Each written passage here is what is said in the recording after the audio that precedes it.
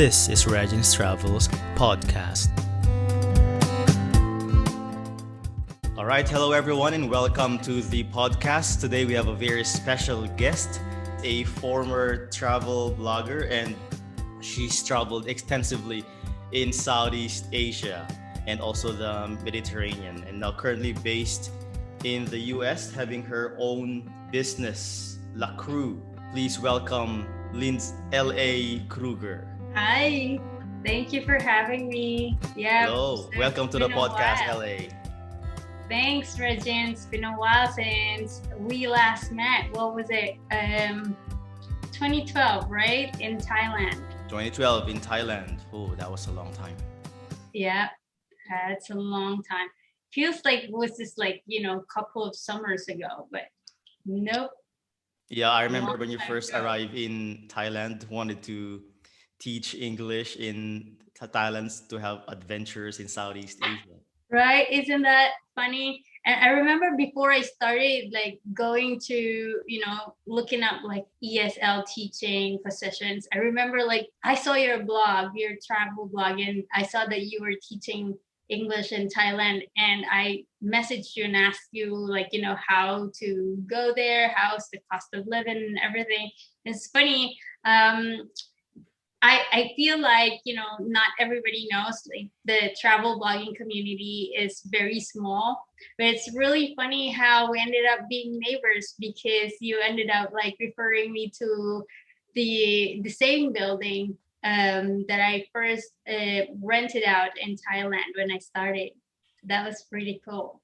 Yeah, that was cool. That was cool. And I really didn't expect to meet you because even before way back 2011, when I started backpacking, so I was browsing through the internet, looking for articles about backpacking sort of stuff. Yeah. And one of the things that I noticed is on the backpacker trail, I didn't see Filipino backpackers. I've met a lot of backpackers from different nationalities, but there are no Filipino backpackers. So I googled if backpacking is a thing in the Philippines, or what is the reason why there not a lot, or even like I, I haven't seen any backpackers, at least in Southeast Asia. So when I searched on Google, I found your website. That's where I first found your website. I think it was still Lindsay LyndsyCabildo.com, your fashion. Yeah, It's you're like, right. Because I wrote about because I started actually backpacking in 2008. So it's like way back even before we have met in Thailand. So I started backpacking in 2008, and that was I was with my ex-boyfriend back then. My ex-boyfriend was like the full-on backpacker, and so he was like telling me about this, and we actually like met in Thailand, and that's how I was introduced in backpacking in the beginning. It's like the first time for a Filipina, especially Filipinas, like going out of the country, you're expecting that, oh, it's gonna be like a vacation and all that. All things travel is like, like you have a luggage, you're gonna stay in a nice hotel. But he introduced me to backpacking, which is, budgeted travel, and I was like, what is this, what are we eating? We're eating and street food and all that. But it's kind of like started from there, and it become really fun because you get to meet the locals, and then the locals actually tells you, it's like, oh, there's like a very authentic food here and there. And then yes, like you said, it's like backpacking wasn't really like a thing for the Filipino. So it was my first introduction to the backpacking world, which is kind of fun. right, right. And when I was searching on the internet about backpacking, and I think I searched backpacking Philippines and Filipino, so those were the keywords. I found your article. I found your website, your fashion lifestyle fashion website slash travel. Eventually, it became a Yeah, travel website. So I remember the title of that article that you wrote. It says Filipino backpackers, where art thou? Something like that. yeah. And I was like, wow, there's actually a Filipino backpacker, and she's traveling in Southeast Asia, and she has a travel blog. So I was excited, like, oh wow, I thought there are no Filipino backpackers at all, but then I found one, and not just backpacking, but blogging her travels. So I got excited. Oh, there's this thing called travel blogging and a backpacker. Right. So I think I messaged you during that time, and that's when it started. We were exchanging messages, talking about travel and travel plans. Right. And actually, it's like before I wrote that article, I was actually in the same path you were, it's like researching about other travelers, or are there travel bloggers out there. Actually, there are hidden Filipino backpackers, but they're not kind of on the travel, like not big on travel community, or if Mm. they are, they're not showing their faces, or they're using different aliases and all that. They're like ghost writers in the backpacking industry. So I can understand like why they don't want to be out there. But then it's like when the backpacking community in the Philippines, or from the Philippines, like all of a sudden, the Pinoy travel blogging community from Facebook started, like, you get to see all those bloggers also that are hiding with their whatever aliases they're using. They're still not showing their faces, but people know their names. And I was like, oh, so pretty cool. I forgot his name. Is it Iron Wolf or Yeah, something like exactly, that? exactly. Iron Wolf. Like, Yeah, I think he was like the pioneer of yeah. travel blogging in the Philippines, and he was so big during that time.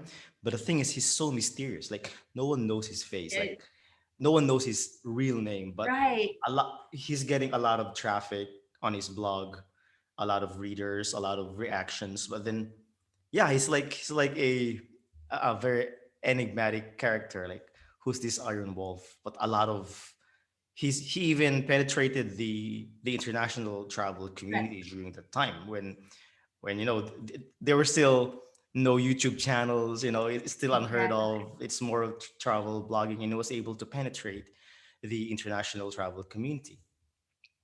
I think like some of the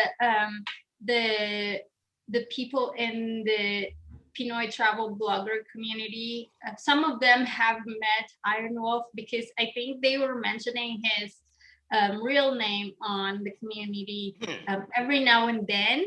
But I guess like even if they would meet up with him, because I think I saw some conversations there. Oh, so and so, let's go meet up with, something that's off the beaten track, like people won't really go, or you'd have to hike somewhere to meet somebody.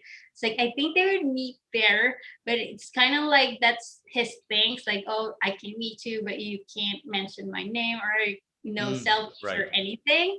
That's when I figure it's like, oh, okay, so that's his thing. It's like he just doesn't want to be known and on the internet, or he doesn't want his face everywhere or be published. Yeah, yeah, exactly. Like, I've heard about those stories as well. He doesn't want his real name to be known, and he's telling people whenever they have face-to-face meetings not to mention his name, sort of stuff. Right, but that's actually like really cool, because like his writing style is actually amazing. When I was starting, I was following his blog and all that. It was um his writing skills, you wouldn't even think that it's Filipino writer. Yeah, Maybe exactly. that's his I think that's one of trade the secret. reasons why he was able to penetrate the international community. Like, he has lots Right, of international readers. exactly. So you started traveling in 2008. Wow, that was quite a long time ago. Started traveling in Yeah. 2008. You went on a cruise. You work on a cruise ship, and one of the purpose of doing that is because of your love for travel. Like, that's why you chose that job. With in fact, but you're also a graduate of HRM, right? Right. HRM. So it's kind of connected, but at the same time, one of the reasons why you pursued working abroad, or particularly in a cruise ship, is because of your love for travel. So what made you love traveling, and why do you think traveling is important? I really do love traveling ever since I was a little kid. Well, if you would see our, like, the elementary, like, graduation book, like, it's like envision there's like I wanted to be a flight attendant. So, like, the reason being obviously is like to be, travel the world, but it's like my height does not does not meeting the requirements. I was like an inch short, and I was like, oh no! So I can't be on the plane working as a flight attendant. But I always wanted to, like, travel. Ever since my dad, when I was a little kid, dad always travels for work, and he would bring home his photos. Oh, I've been here, I've been there, and he always have like lots of stories about different places that, it's like you don't normally see in the Philippines. And I'd be like, what's that? And it's like I would ask questions, and he's like, no, it's like this and that. Basically nothing compares to it. His first job abroad was in Saudi Arabia, so he was kind of like explaining what the sandstorm is to me, and we didn't have sandstorm in the Philippines, so I can't really imagine what it is. But now here in Arizona, we have that every year. So every time I would remember that, I remember my dad's like trying to explain to me what a sandstorm is, but now it's here every year. So yeah, so just basically from all those travels that my dad did when we were growing up, is, kind of like encouraged me or got my curiosity in it. And I remember too, it's like whenever I go outside, it's like at night, and I would see like an airplane just flying over, I would just be like, I wonder where that plane went, or I wonder how is it like sitting on a plane, or I wonder how is it like being a flight attendant or a pilot, whatever. I'm just imagining whatever is happening when people are traveling on the plane. So that's how I think, like, um, I got into traveling. And I think it is really important because, you get to see a different side of the world. And, it makes you, well, the cliche is like it makes you a storyteller, just because also it's like the things you have not seen, you are able to see. And it's your own interpretation now that, whatever you've seen, that's the story you tell to everybody. And every time you hear a, a traveler telling their story, you get to connect. So yeah, so I think that's very important in that sense. Yeah, so after your stint in on the cruise ship, you went to Italy. You work in Italy, and eventually went back to the Philippines again. Took some Right. units in psychology, but then Everywhere. yeah, but then I think you cannot just stay in the Philippines. You have this itchy feet, so you went in 2008, like what you've mentioned. You just went on a vacation in Bangkok. Just up the original plan was just probably a short vacation, but then Right. you ended up traveling Southeast Asia for a year and a half. Wow, that's really Yeah, long, especially for us Filipinos. It's exactly. especially during that time, 2000 and what 2008. 8. It's quite unheard of. Like Right. We thought we need a backpacking. lot of money, right? Yeah. It's so tell us about this journey of yours where backpacking is not yet very common, and I think even during those times, traveling was kind of synonymous to being rich, or you need Right. to be at least a millionaire to be able to do this. I mean, now we know better, you know better Right. now, but it 2021, but this was 2008. So I think that was a really great accomplishment in terms of being able to travel long term, especially coming from the Philippines. Exactly. And social media helped a lot with that being in mind. It's like, it's like back then, 2008, it started just, my idea was like, oh, okay, I'm just gonna, stay there for 2 weeks because that's all I have. Like, that's all my bank savings. And I was like, well, I have not really treated myself for a while, so why not? Like, just treat myself for 2 weeks. So I went there, and yeah, so I met my ex-boyfriend and boyfriend that time. And I, we're almost all over the 2 weeks mark, and he says like, why wouldn't you want to extend your vacation? And I was like, what do you mean? Like, I only have this much money, I can't afford to do that. You know, the scarcity mentality, because that's what we're conditioned. It's like, oh, okay, I can't afford to, extend it. And he said, no, the backpacking community is like, you try to figure out how you can make money so that you extend your travels. And I was like, what are you talking about? It's like, this is just this is how people do it. It's like, you save money, you have a vacation for however long you can afford it, and then you go back to the reality. And it's like, no, but the backpacking, you can do this forever if you wanted to. And I was like, that's an idea, but I didn't believe it. But then it's like, he said, what about this? Like, what about you try to extend 2 more weeks, and I help you out, right? He said he's going to support me. But what happened was, like, he's actually like he's training me to figure out how backpacking works.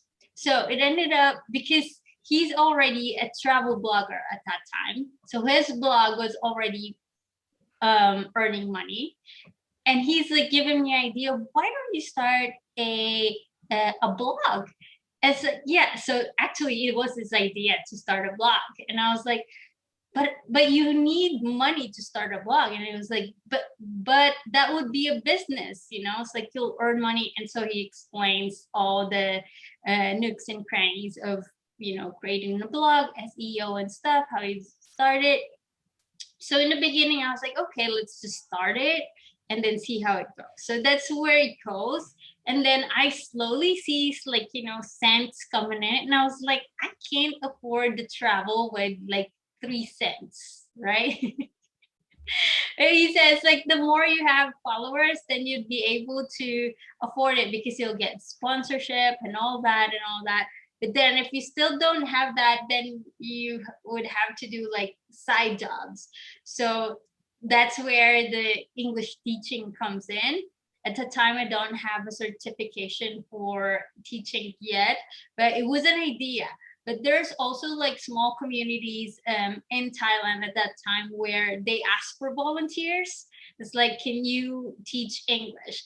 Even if you don't have certificate, we just want you to speak to the little kids just to practice their communication skills, right? And in return, we'll give you a free hotel or a free tour or something like that. And I was Yeah. like, that's awesome. And I was like, sign me up. And so that's the beginning of it. So I was like, okay, let's do this. And that's where I started like backpacking. I backpacked with him for a year and a half, but then we broke up. And that's when I came back to the Philippines and then took a certification for ESL teaching. And I was like, oh, it's like, because in his mind, he thought like I won't be able to do it on my own. So I was like, I can do this now. It's like, I went back, took my certification, and I was like, I'll show you. And so the solo backpacking thing under Lyndsay Cabildo started that time. And then just earned a little bit of money to start the discounttravelblogger.com. So that's it's the beginning. Wow, it's like you were trained to do this because yeah, based on my observation, most of the people who do this backpacking style of travel are the ones from Europe or the ones from Australia and some from Israel or yeah, basically those countries. So you're actually trained to do this as the one coming from the Philippines. It's funny you said that, because that is pretty true. It's like, and in the States too. It's like I've met a lot of female solo backpackers on the around the Pancake Trail, and that's actually where I get some of the ideas. And they're like, oh, some people like teach yoga, some people teach diving. So it's like there's a lot of possibilities to be able to afford that. And they said it's like we don't have a lot of money too. We came from a Western country, but it's like money is relative, they said, which is actually true. So it's kind of like you have money in the beginning, but then you have to use it, and it depletes. So you kind of have to think about how you'll be able to survive. So little by little, I get that ideas from those ladies too. So pretty cool. But you did that backpacking too. You actually did like cool backpacking with your friends. I remember you guys did the group tours and group travels that I always watch on your vlogs and stuff like that. That I think that was cool as well. Yeah, that was in 2012. That was actually when you were in Thailand. Yeah. I didn't get to meet all your friends though. I think I've only met one of your friends that are included. I forgot his name, Franz, but his name is Franz. yeah, friends. He's funny. Franz, if Like, you're listening, shout out to hey Franz friends. Kalipusan. I can still remember. Yeah, I can still remember the noodle place that we went on the street with Jane and all that funny backpacking travel talks. Yeah, during that time, that was like I've encountered your blog in 2011, and this was also the year when I got interested in the backpacking style of travel, because usually, like like what I've mentioned, for us Filipinos, traveling is more like having a luggage and staying in Right. fancy hotels, and usually destinations are Hong Kong, Singapore, or the US. Usually those are just the three main The destinations tourist for us ones, Filipinos. So if you're having a vacation abroad, it's those three countries: Singapore, Hong Kong, or the US. It's unheard of. Like, have you heard of Filipinos going on a vacation to, let's say, Vietnam, or let's say let's say Africa, right? Or right? South Have America. you It's been? I wanted to go where? Africa. Yeah, Africa, I haven't I've been. just been to Morocco, just one country in Africa. Oh, I haven't been either. Oh, I would love to go to Morocco. The food. Ah, Yeah, one it's good. day. Yeah, but then, yeah, like Filipinos are not into, I think, exploring or a more adventurous travel then, although it's a bit changing now. So 2011 was the year when I got interested in that, because I see them in Thailand, because Thailand is a hub of backpackers. Right. Like, if you're a traveler, even not backpackers, if you're a traveler and you go to Southeast Asia, at least you have to go through Thailand usually.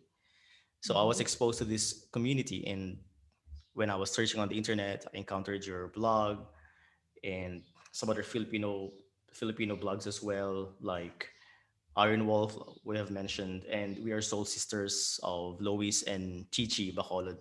So that really sparked my interest, Right. and that was also the start of my first backpacking trip, going to overland from Bangkok, Cambodia, and Vietnam. So I was so passionate about backpacking during that time, like really passionate. So I influenced my class in college to do the same. I was like, this is so cool. You do it as well. You should do it. In fact, I was kind of like extreme about it, that I was discouraging other forms of travel during that time. But looking back at it, I think it's silly. I think it's not correct, because I was telling them you should travel this way and that kind of Right. travel, like a tourist. Before, there was a debate: are you a tourist or a traveler? Like, tourists Right. go to a place and they just stay in hotel. Like those kinds of debate before is When we were on the younger, we internet. did Yeah, when a you were younger, lot of and silly stuff. I was like, yeah, oh, you're traveling with a luggage. Oh no, you're missing a lot. That's not the way to travel. That was my mentality back then. Right. So I encouraged my class to do backpacking. This is amazing. Let's do this. So from the Philippines, and some even from abroad, like the U.S. or Marshall Islands, they went to Thailand, and that's what you were talking about. We had kind of like a backpacking trip. Not really long term though, but still, like the aspects of Yeah, backpacking, they overland experienced it. travel, and budget, really budget. We slept in budget hostels where like some there was one hostel in Bangkok where there's even bed bugs. And one of our companions had, Oh you my know, god. had like itchiness the next day. Yeah, so that was the start of my interest in backpacking, and it was fun. But like what I've said, now I know better. Like people have preferences, and we have to respect that one. But Right. back then, I have to impose this style of travel to everyone.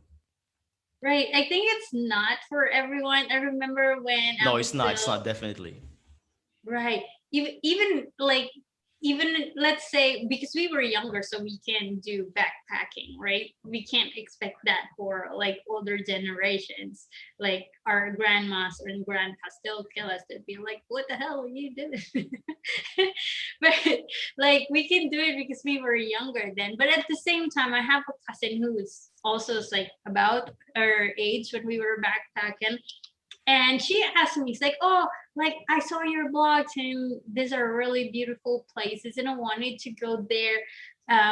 Do you think I can do it? And she would tell me her budget. And I was like, are you kidding me? Yes, you can even do that for 3 months or even 6 months if you wanted to.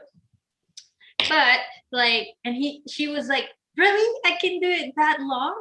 And I was like, yeah, but there's a catch though. So like, you can't be like too like, oh, I can't use the bathroom without the toilet paper, because then if you're on a budget, there are some hostels that does not have a toilet paper, and that was actually um, a deal breaker for her. And she was like, well, I guess I won't be able to do that.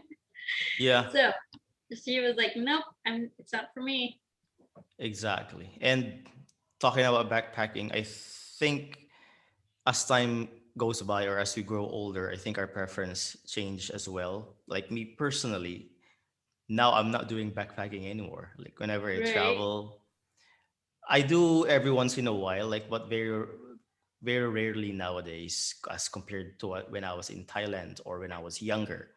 Now whenever right. I travel, I do the traditional way of traveling, I, and now I cannot do dorms anymore as much as possible. Right. Right, me too. I don't think I'll be able to do that Oh, again.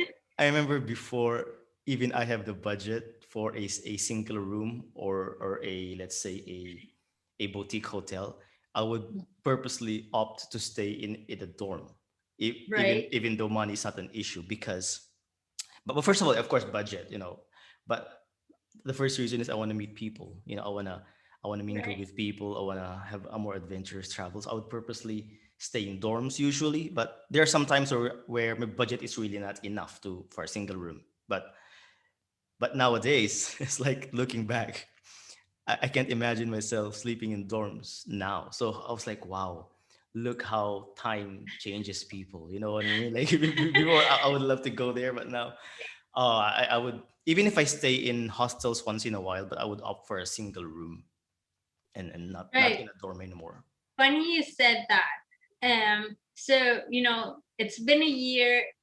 No, not been a year. It's like been years actually, probably 10 years. And then it's like the first visit back to Philippines.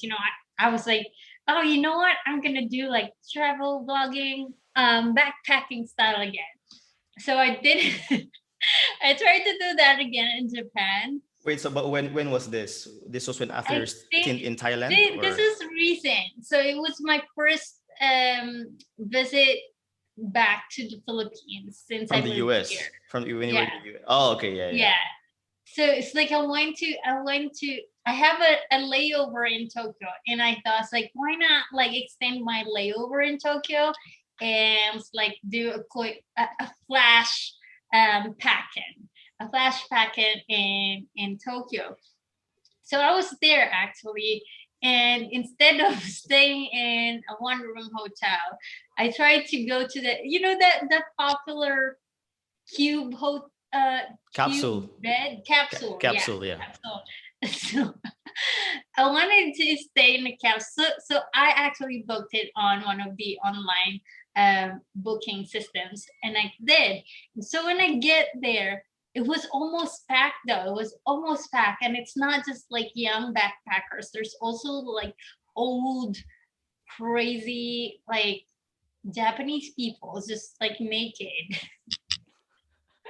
naked, and then going into their capsule because they think it's like hot in the capsule. So they're like making us like, no, no, no, no, no, no. I'm not gonna do this anymore. It's like I'm done with this. So Yeah. I went to the front desk and said, it's like, oh no, I don't think I'd be able to do this. Do you have like at least a single bed or a room here? They said it's already booked, but what they can do is they have, from the capsule on that aisle, at the very end of the aisle, there is it's like a curtain. That's your privacy. And then you have your own bed. And it's kind of like a single room, but you're part of the capsule, but you have a little like Curtain. curtain that Yeah. you can think. And I was like, okay, I'll take that instead. Then rather than, like seeing all those like naked guys going back and forth, the capsule. And I was like, oh, okay, I'll just do that.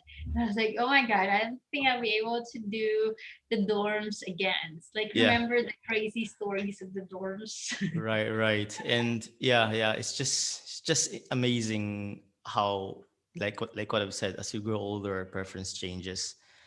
Yeah, Because like yeah, before I would really wanted to stay in dorms. But yeah, but then yeah, even nowadays, sometimes I do travel in countries that are expensive, like Singapore or Japan.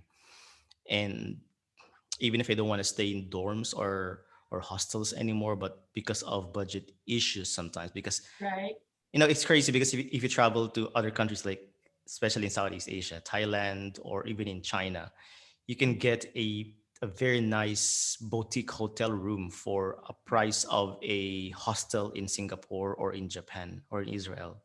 Like the, right. like the price of a hostel bed in Israel, for example, is equivalent to a very nice boutique hotel in Mhm. Thailand. Yeah, but then if Right. you go to, like what I've said, go to those countries like Israel, Japan, or even Singapore, it's so expensive that I sometimes still stay in dorms. But one thing I've noticed, because you've mentioned Tokyo, the dorms in Japan, like the hostels in Japan, are so nice. They are They're nice. so clean, like compared to other countries, compared to especially Southeast Asia. They're Right. so clean, and I'm even if I don't like staying in dorms anymore, but in Japan, I don't mind because they're so clean, especially the bathroom.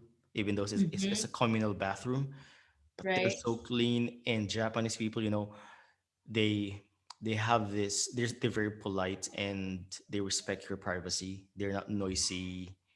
They yeah, Right. they're not noisy basically compared to other nationalities or in other countries. So whenever I'm in Japan, And I their don't. toilets. The toilet is so clean. It's So like it's like Flash from the future or something. yeah, That is so funny. It's like you get there, your toilet seats, it's automatic. You just press the button. I was like, this is amazing. And there's showers too. Everything is included. I don't get me wrong. I love it, and they are very polite and in Japan and in Tokyo. But I think like I'm just lucky. It's just a night, so I couldn't stay in the capsule hotel. But yeah, as we were talking about, how we change as we grow older, we want certain comforts um, in our accommodation already, which is good right. though, I think when we were younger, we value adventure right? more, but nowadays I value sleep over adventure. Right. Your comfort, you want to be more pampered this time. Yeah, yeah, especially having enough sleep, because one of the things in dorms is people snore, or people arrive late at night from partying, or Right. people check out early in the morning to catch their flight, so you can hear them opening their bags. So you won't have uh, a good night's rest in most cases.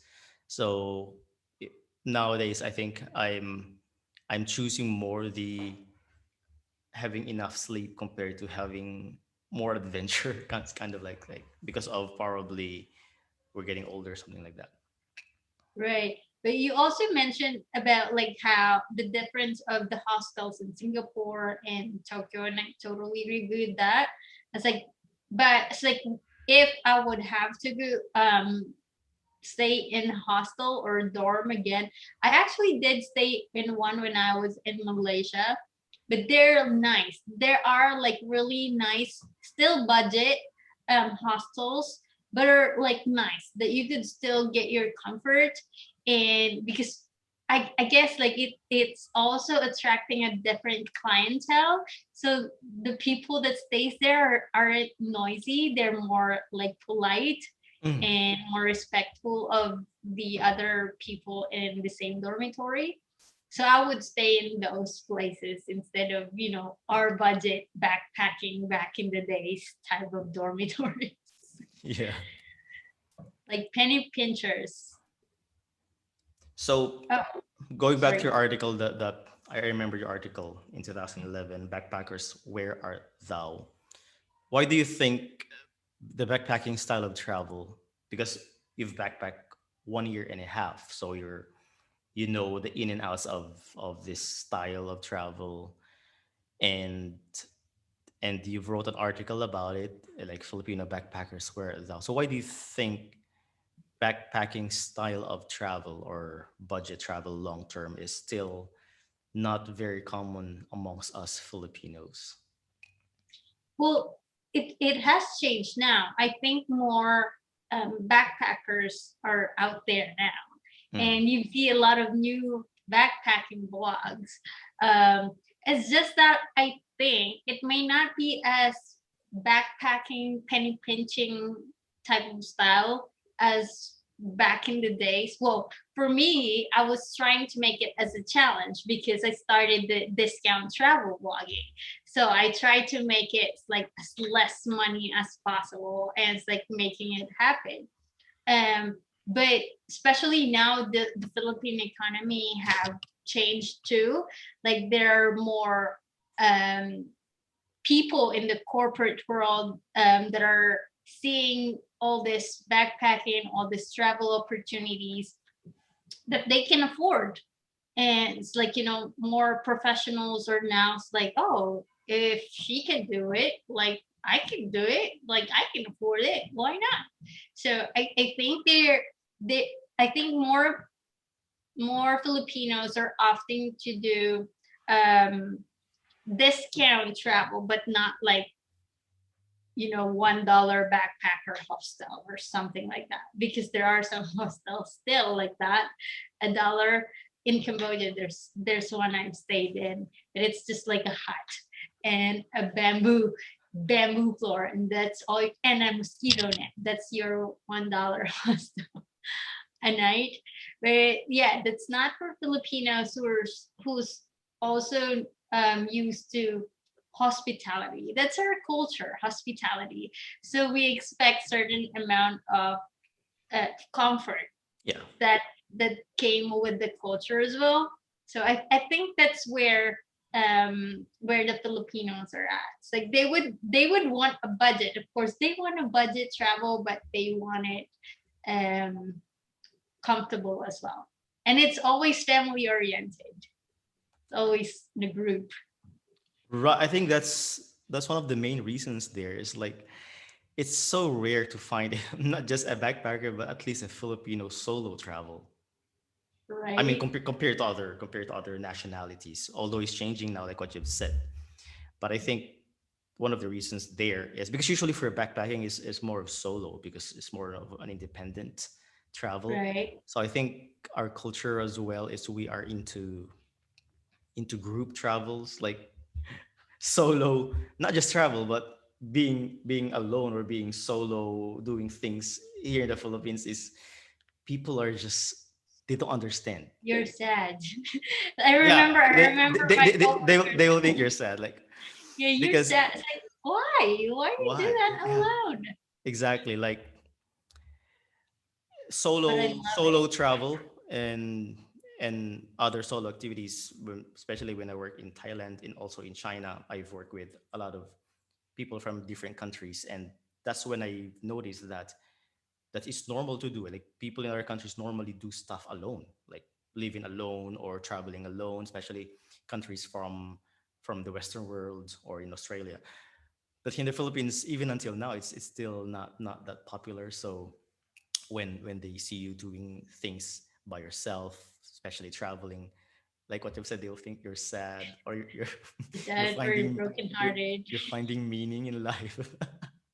But it's pretty normal. So I think that's one of the reasons why our culture is not into backpacking. Right. And I think that's the reason why I started the blog too, because like, I've got so many questions I get like coming back from work. And then because in between, because when was that? I think when I came back from my own solo traveling, kind of like, I think I'm tired of doing because when you're traveling, it's like boom, boom, booms like full time, like it gets to you. It's like, oh, I think my body is telling me to relax and Mm. make it like a slower travel. So I went back to the Philippines actually, and started working. And one of my supervisor, when I was interviewed, I said it's like the only thing I would say, because I was already accepted, and I said it's like, but I would have to tell you that I have booked travels. So, it's like they can say no already. It's already booked, right? So it's like I have several booked travels already. So these are non-negotiable. So I was able like to go and then come back and then go again and then come back. Like, there's other issues about that with coworkers. So why does she always go and travel? We can't get her time off and all that. Yeah. But yeah, they would ask me, it's like, how do you do this? How are you not afraid of, what about if this and this happens? Are you Do you feel it's safe because like you're always with strangers? All those questions. And I was like, I keep getting those questions. Why not like start a blog? It's like, just tell my story or my answer to that question, and just like give them the link. Then that means like I get a reader, I get a hit, I get a follower. So yeah, so that was actually like very helpful too when I was traveling. And so yeah, it's like they would ask me those questions, and why are you, this is funny. This is a funny question that I've not forgotten from a coworker, because I remember um I was dealing with a difficult client, and I was really, really nervous. And he said to me, "Why are you nervous? Like this person would not be would doesn't know you, and is a million miles away from you. Why are you so afraid? When you go to like different countries on your own, gallivanting, like talking to strangers, and you're not even afraid." And I was like, "Oh shit, Mm. that's true. Mm. Why the hell am I so afraid of this person I'm talking to over the phone?" And I was like, huh. And that's like shifted my head. And I was like, hmm, well, I should be always thinking that whenever I'm afraid of something. So yeah, I said I would not forget those questions, because it teaches me a lot, not just when I'm traveling, but with, daily living as well too. So it's pretty cool. I think that's one of the benefits of traveling, and in fact, one of my favorite benefits of traveling is meeting people. And because of those experiences, you not only develop your personality, but you develop courage as well to deal with different kinds of people, basically from different countries.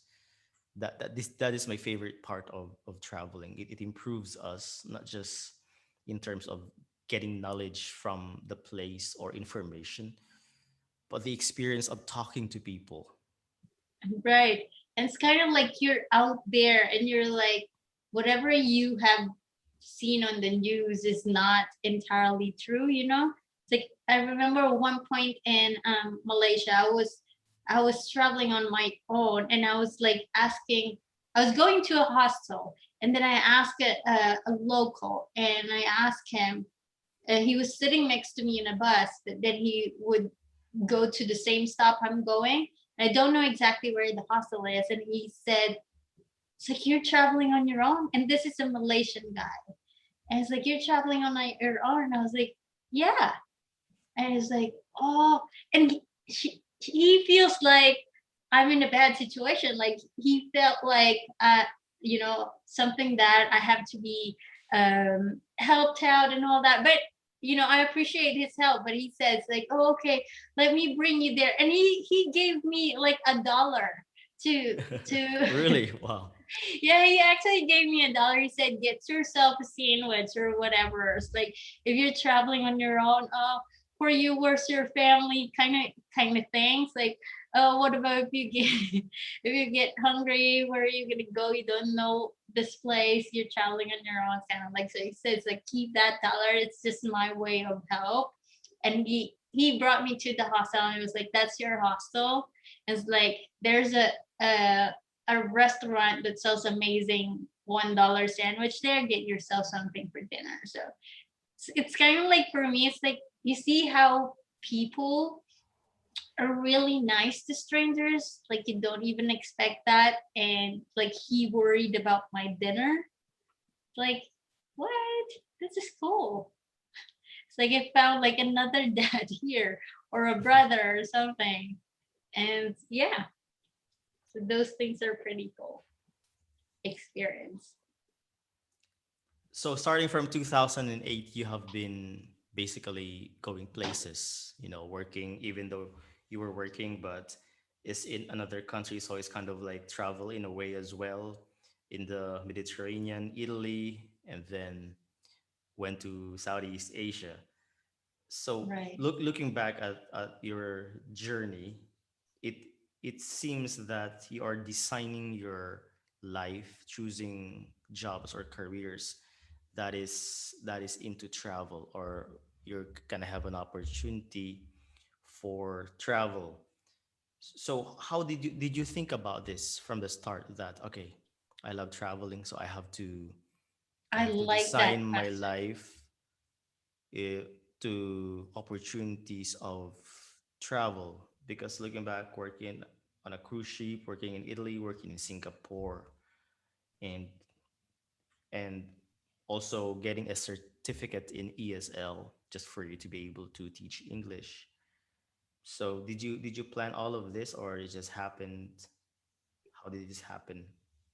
Well, with all those different jobs, like the teaching and interpreting and working on a cruise, do like part of that are planned. Like when I was like coming out of college, because I couldn't get in as a flight attendant, then the next option that will help me travel and work is like going on a cruise, right?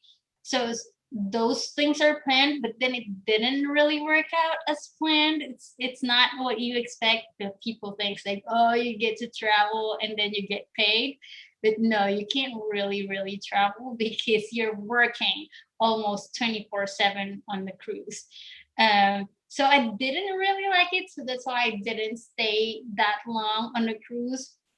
But also because like it depends on the cruise that you're working for. So if you're working on a nicer management or a better management, then you get to enjoy it.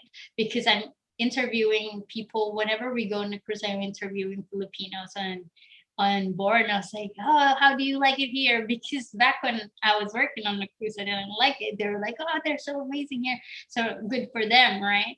And so on that part, that didn't work out for me. So I'm kind of like, thinking of other ways. Like I can't just, I don't know, I just can't give up on something. It's like, oh, this is not the end of me. It's like, what? I stopped working on a cruise. I can't just be a tambay. So we call it tambay, right? It's like a bum in the Philippines. I just can't be a bum.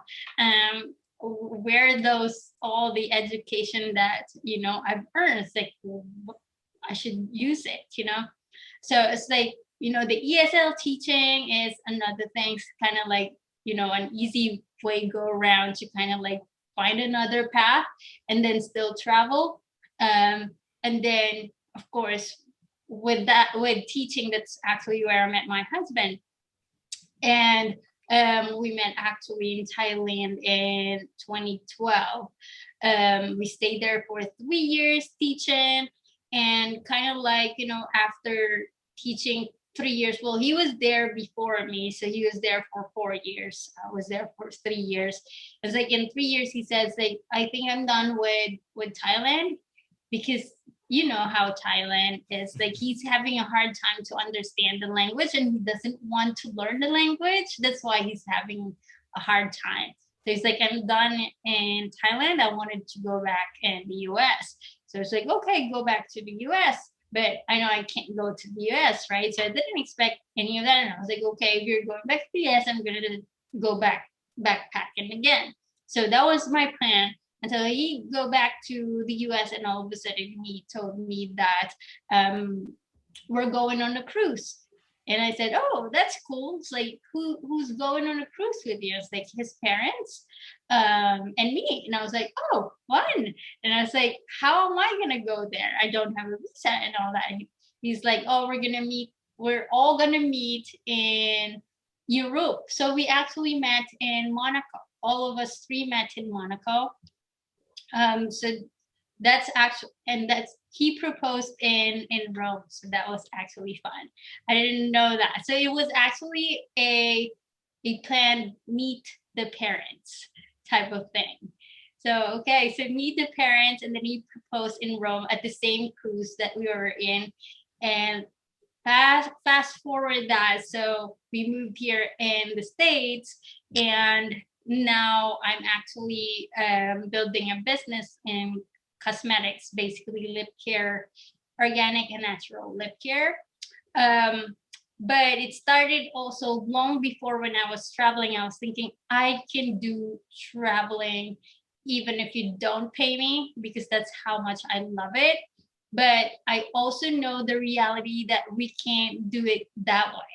That one day we're gonna grow old, and what, I'm gonna be like a homeless backpacker because I didn't use my energy to kind of like, build my future. So I was like, I have to do something. And so I was like always constantly thinking of what I can do, or business, because my family's into business anyway from the beginning. Business where it would make me build it, and then it would allow me the fluidity to travel, and the freedom that it would not have to hold me in one place and still have the money, right, and still travel.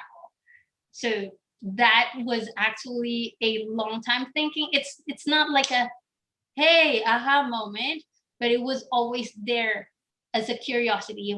I have to find something, because I can do this forever. I would love it, but that's not the reality. If I grow old and if I don't have money, I don't have a place of my own, I can't do this forever. So that's where it started.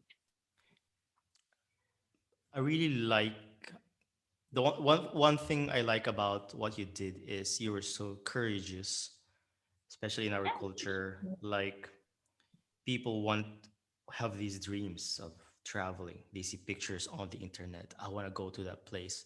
I want to have that lifestyle. I want to travel. I want to explore the world. But a lot of people are afraid to even go out of the country. And what I like about what you did was you had this dream of traveling, you fell in love with travel, and you did something. You you you worked, but at the same time, you had the courage to quit your job in the Right. Philippines and to either go abroad for travel or to change jobs so that you can travel more. So that's what I saw in you. That's why I said, wow, she really designed a life of travel, especially during that period of your life. I know it's not going to be forever, but at least during the period of your life when we were younger, when we still had a lot of energy, you did it. Right. So I think it's a huge accomplishment for your part to be able to take risk. You had a job in the Philippines. You have units in psychology. You're an HRM graduate, but at the same time, okay, I'm I'm gonna take the plunge and quit these things, quit my call center job, go abroad. I don't know what lies ahead, but I still have to try. So you were able to go to different countries like Southeast Asia, a lot of countries in Southeast Asia, Mediterranean, and now eventually, like what you've mentioned, it's not gonna be forever, but you've learned something, and I know those memories are so precious to you, and now you're settled in the US. So, if you look at, if you connect those dots, all of the things fell into place just because of your courage, and especially during the time 2008, it's so unheard of for us Filipinos to do those kinds of adventure. Right. I remember in 2008, it's like there's not a lot of Filipinos on social media yet. I forgot his last name, but his name is Richard. He would know me. I forgot his last name, but we were doing like a race on Twitter. We were on top one and top two of Twitter. Trending. Philippines, Twitter Philippines. So we were at the top of Twitter Wow, Philippines yeah, back yeah. in 2008. And we would always like race, like, oh yeah, right now I'm number two. And we would say, it's like, oh no, tomorrow you'll be number two. So we were kind of like racing. But then the celebrities in the Philippines caught up with that. And so it's like, well, now we're what? We Right. notice it's like all of a sudden from one, two, and three become 40 because Ann Curtis become the number one. 2009, Ann Curtis was number one on Twitter. So I was like, okay, so we're not gonna be able to beat that. So let's just accept it. But yeah, I forgot his last name, but I still see his Twitter account. I'll send you his name. Yeah, yeah. Yeah, I I think remember. he's a technology blogger. He's a tech blogger. From which country is he from?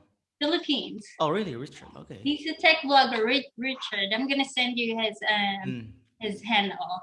Um, I think he's one of like the really top tech blogger like back right. in the day. Especially during those times, Yeah, 2009, 11, 2010. Uh, blogging, travel blogging was a thing, although it's not that common. But because during those days there were no smartphones yet. Remember when we travel, we right, still have to go to internet cafes. I remember right, booking bus tickets in Cambodia to going to Vietnam. I have to look for an internet cafe to book right. Shoot. bus tickets. Wow, remember those times. And And then the peso fare is hard to get because you'd have to rent a computer. and most of us don't have credit cards yet during that time, Right. so you have to borrow your friend's credit cards. Oh So my God, yeah. That's so yeah, tough. those times. Well, it was fun. I'm glad as well that we did travel a lot during the stage of our life. I know you're Yeah. settled down now, and I remember YouTube. Nowadays YouTube channel is a kind of like a thing, travel vlogging or having a YouTube channel. But during those times, there were no YouTube channels yet. I mean, they're very rare, especially in Mhm. terms of travel vlogging. So Right. it's more Now of, TikTok. yeah, now TikTok as well. So Do you now, do TikTok? You or should do never. TikTok too. No. No, you should do like 3-minute TikTok things, like podcast Okay. intro. Okay. Yeah, you can do that because you get a lot of audience from TikTok. Oh, really? Okay. Mhm. I'll look that It's up. kind of like a teaser for like, let's say it's like your next topic on your next podcast. You kind of like post it on TikTok, and it's like the best saying or the best thing that you've said on the last podcast. Let's say on this one, it's like the best thing that is catchy. You just post it on TikTok, And and then then you have a link. And then link direct. Okay, that's a good yeah, idea. Because I haven't really explored TikTok yet, and I always thought TikTok is synonymous to dancing. So yeah, that was it from the beginning. That's how I started on TikTok. Like I was just like dancing, and I don't really dance. It was actually just fun because it was pandemic. mm, But then I noticed that like the business owners on TikTok are getting a lot of traffic and they're getting a lot of sales. And I was like, okay, this is a good marketing tool. right. So if you see me on TikTok, it's Laccrue Organics. It's all about my products. Okay, cool, cool. Yeah, I have to look that up. It's funny because TikTok was back in 2014 when I first came to China. TikTok was already a thing, 2014. So that was like 7 years Hey, it's ago. theirs. Yeah, Mhm. it's there. So TikTok is a Chinese thing, and whenever I have vacation, because I usually go on yearly vacations to the Philippines, even when I was in China. So I go to the Philippines, and TikTok is so unheard of. Like I always thought of TikTok as a Chinese thing. It's theirs, of course, but then it was popular even before. So it's funny nowadays when people are so crazy about it to think that it was we're done with that. That was like 7 years ago in China. right? I think it became popular because of the pandemic and everybody does not have anything to do and they can't Yeah. go out and all. So it's kind of like the outlet of, connecting and entertainment as well. Sometimes like I spend hours just to watch different things on TikTok. And sometimes there are funny stuff like comedy and all that or pranks. You'd see like funny pranks there too. So yeah, so it takes a lot of time from just watching it. That is actually a good idea. Okay, so guys, I'm gonna start a TikTok account. Yeah. To our You listeners should. out there. So now Yeah. you're in the US, you're in Scottsdale, Arizona. Although you're not traveling full time anymore, but I still see you go on vacation every once in a while. More like glam packing, if you will, or cruise. So 10 years have passed. Not even 10 years. Like 12 years have passed since that epic backpacking trip. No, wait, 2008. I'm bad at math. Like more than 12 years have passed. Did it change how you perceive travel nowadays? Now that you're settled and you're in the U.S. and we're not getting younger. So how's your Right. perception regarding travel this Very time? much so. It has totally changed. I remember, well, my husband wants actually to go back to Thailand, and he says, like, it's actually cool to visit Thailand again to see where we started, right? Yeah. And I was like, oh, yeah, that would be amazing. But it's also, I'm excited at the same time. It's because it's going to be a totally different lifetime. And he says, like, what do you mean totally different lifetime? It's like, because we were poor back in the days. Like we can't even afford like to live like a proper apartment back then when we were teaching. It's like now at least like we can go stay in a nicer hotel over there, so you can enjoy like a fine dining restaurant or something.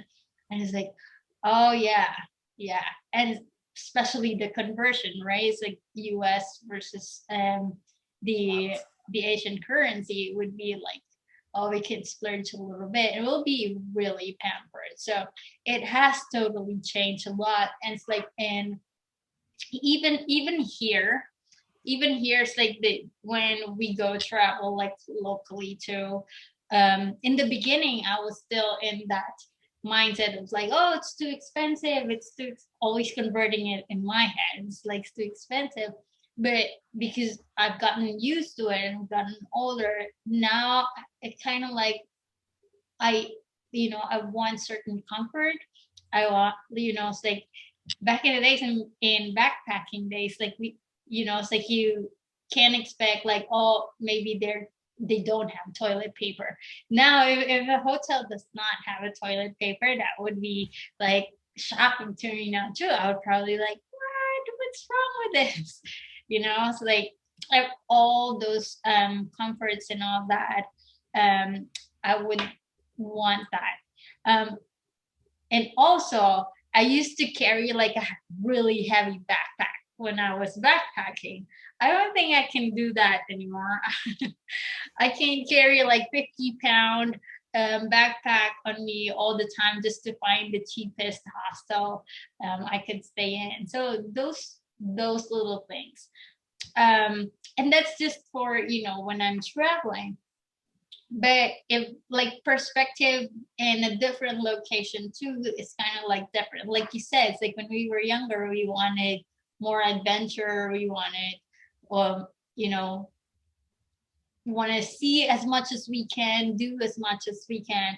But right now I think like if I go to a place, I want it to be just relaxing. And you mentioned sleep is important now too. Otherwise, you'll be cranky the next morning. Like a totally different person in the morning without enough sleep. So what sort of advice can you give people since you've done this already? You're you're able to travel extensively and at the same time settled now, and you had a lot of experience in traveling. So what advice can you give to people out there who have this passion for travel? They're very passionate and they want to have that lifestyle of travel, probably traveling full time or be location independent, sort of like what you did. So what advice can you give to people? Well, what I can share from the experience is that, I always thought I started late. Um, but, if they can do it early, it's like, how the Americans do it. It's like as soon as they got out of college, they're traveling. They have a gap year. So if they have an opportunity to travel, uh, when they're younger, so they can have more adventures, then do it. And don't think about like, oh, it's so expensive, blah blah blah. Like if that's something you really want to do, it's all about mindset. So if that's something you really want to do, you really wanted to experience, then you think of the way how you'll get it. It's like different ways, like what we have learned when we were backpacking. All of a sudden you're working as a teacher. I've never thought I'm going to be a teacher, but I've learned it so that I can fund my travels. So it's like, just if that's something that's what you're going to do, it's like do something about it. Think about, okay, I want to travel like this, or I want to travel long term. I can't afford it right now. So instead of saying I can't afford it, then how will you be able to afford it, right? Um, and like, like they would always say, if you don't plan it, the more fun it is, which is kind of like 50-50. It's okay if you don't plan it, but it's also good if you plan a little bit, just so you're safe and you have like a safety net to fall back on, rather than it's like extending all your money and it's like, oh, just be spontaneous, you live once and all that crap. um but then what? When you run out of money, but then what? Then your dream's done. So you kind of like think about other ways how you can do it. There, for sure, there will always be a way that will show up in front of you. So yeah, that's my advice. What do you think about people who are planning of quitting their jobs or their day jobs to travel? I mean, now obviously it's the pandemic, so that's like one of not the concerns as of the moment, but in the future, in the future, like after this pandemic, in a context of no pandemic, what is your what are your thoughts on people who are planning or who want to quit their job to travel? That was quite a common ideology before. I remember a lot of people are preaching that one on the internet, on travel blogs, like quit your job to travel. Don't be afraid to quit your job. What are your thoughts on Right. this? Well, it depends though. If you're the person who bought into that idea, it's like quit your job and travel the world, then I salute you. But I if you're the one who quit your job and traveled the world and then started complaining, then you did the wrong thing, right? Right. Because like then that's not your goal. What was your goal? It's like your dream is to travel the world. So just one problem and you're giving up, right? So you just like probably saw a problem. Okay, I ran out of money, and then you started complaining from there, and then you spiral down to, oh, this is horrible, this is a bad idea that I quit my job and all that, right?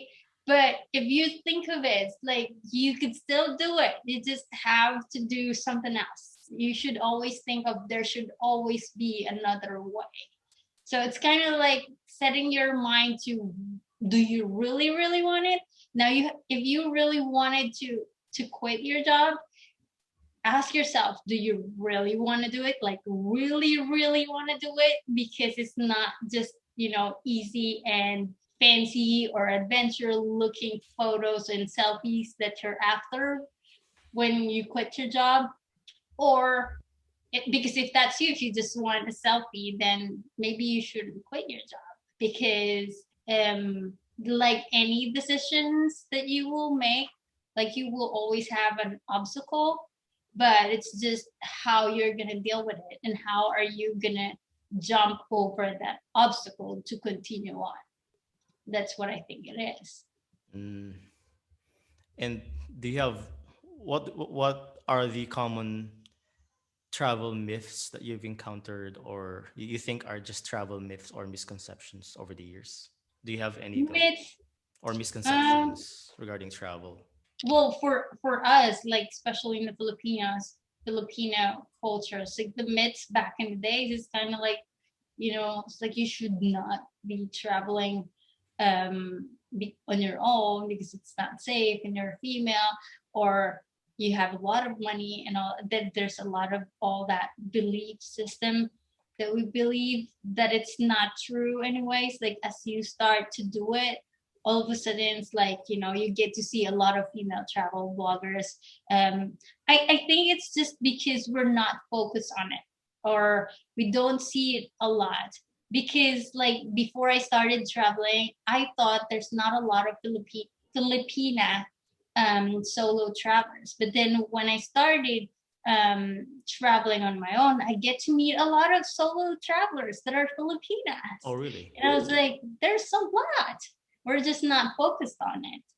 Wait, in was this in 2008 or are you talking about Uh, nowadays? yeah, when I started on my own, so 2008, 2010 is when I started on my own. Actually, I met a lot of Oh, Filipinas. yeah, yeah. When you were in Vietnam and Thailand. Yeah, Yeah, yeah, okay. Vietnam and Thailand. There's a lot of like Filipina traveling on their own. Even in Myanmar. Myanmar is a very remote area. And then I saw one Filipina. I think she's one of the beauty bloggers, but I don't know her name. But her face looks familiar. And I remember it's like we saw each other, and I think it's like we recognize each other through faces, but we don't know who is who. So we just like smiled and just like went on our own travel.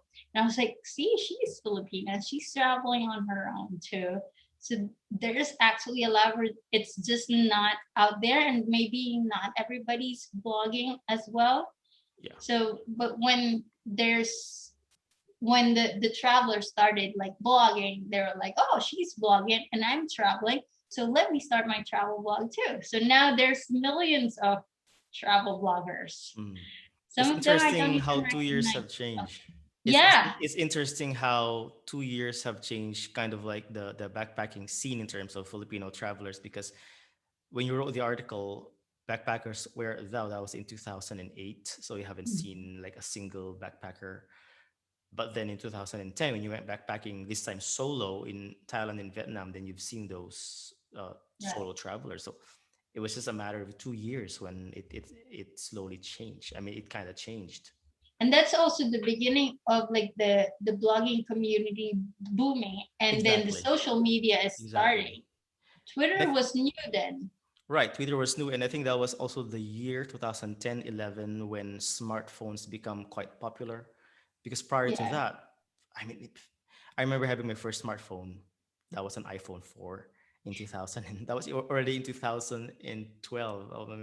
My first smartphone because I really didn't want to have a smartphone back then, even though some of my friends had smartphones already. So I was quite late in having a smartphone. 2012.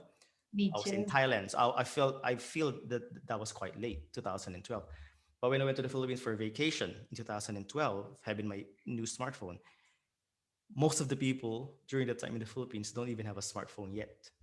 In this was 2012, so I think the game changed when, like what you've said, travel blogging during that time it was still travel blogging in smartphones. Like okay, people kind of think, okay, it's doable. She did it, I can do it, some kind of thing. But in 2008 and prior to that, I think that there are only a few backpackers. Right. And then now it's like the bloggers, like the YouTubers. YouTubers, oh yeah, Right. it's it's really The, taken off. the travel YouTube community is big now, It's big. and I'm very impressed how it has grown to where it is now. Yeah. All right. So before we wrap up, do you have any final messages to our listeners or viewers regarding designing a lifestyle of travel? Just final words. Well, so my message to everyone who's listening to this and who are um interested to be traveling, or however whatever style of traveling you would like to do, it's actually very liberating. It's liberating for yourself, for your personal life, for your mindset as well, your perspective. You get to meet a lot of different cultures, and you get to, distinguish what's the difference from how we were conditioned in our culture, how their culture is, and all that. So it's always positive, so you're always gaining something. So I very much recommend to travel. I think like most people now travel, so it's good. Even kids now travel so young, which is, I envy. When I was a kid, I couldn't travel that way, but there's a lot of people who are traveling right now, which is really cool. And it also depends on what type of traveling. If it's a family travel, you focus with your family and all that. It's always fun because you build memories. You build memories with who you're traveling with, or if you're traveling on your own, you still build memories with new friends. Actually, strangers becomes your new friends. And it's like Regin here. It's like a stranger that I just met online, then would become my neighbor, who lent me his rice cooker because I can't cook my own rice. And then it's like, now here, after so many years, we're still friends, and now I'm being interviewed on his podcast. So you get, it's funny, it's like the best of the friends that I have met during my travels are amazing people. So yeah, so I can't recommend traveling enough. I have millions and millions of legends that I have met during my travels who are still my best of friends until now. So yeah. Thank you. Thank you, Lindsay, for your time. And can you introduce your business as well? Laccrue. What is that Laccrue business? Cosmetic. Yeah. Thank you. So yeah, so my business is actually a natural and organic cosmetic business, but it focuses on brow care and lip care, especially lip care. So yeah, so if you're in the States, like I offer retail through my website, which is laccrue.com. So that's LACCRUE.com. And if you're here in the US, I offer wholesale and private label as well. So if you wanted to do a giveaway, if you're a blogger, if you wanted to do souvenirs, like I could put your logo on it, your brand on it. If you're getting married, you need a souvenir, I can customize it for you. Or if you have a spa, a salon, I can put your brand on that one. If you're in the Philippines, I have a group called Laccrue PH Pasabay. And so it's like these are interested people who wanted to buy my product who are in the Philippines, and they all share costs with their shipping and customs costs. So you guys, I will send the products, and you guys just share the shipping costs, so you save money for that. All right, great. So we're gonna send. I'm gonna put the link as well on the description box below on YouTube if you're watching this on YouTube. So once again, thank you so much for your time to be on the podcast, Lyndsay Cabildo Cruger, and it was really fun reminiscing those memories, travel memories with you. Right? How time flies. Yes, and thank you once again for listening, guys. Thanks everyone. And if you see guys have friends, ask them to follow Regin's podcast here. I'm gonna put your link too on all my social media as well. Great, great. Yeah, so it'll be available on YouTube and on Spotify. So once again, this is Regin of Regin's Travels podcast, and thank you for listening and have a great day. Thank you. Bye.